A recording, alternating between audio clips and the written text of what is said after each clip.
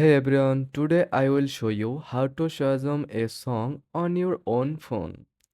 First of all, make sure you have the Shazam app installed. Open the app but don't start listening yet. After opening the app, you will see on the left side of your hand there is an option called library. Then click on it, then click settings gear icon, then click add, then click add title. Click got it. The Shazam app is added. Start playing the song you want to identify, then press the Shazam button in the control center or quick settings to let Shazam listen to it. This way, Shazam can hear the song and even through it's coming from your own phone.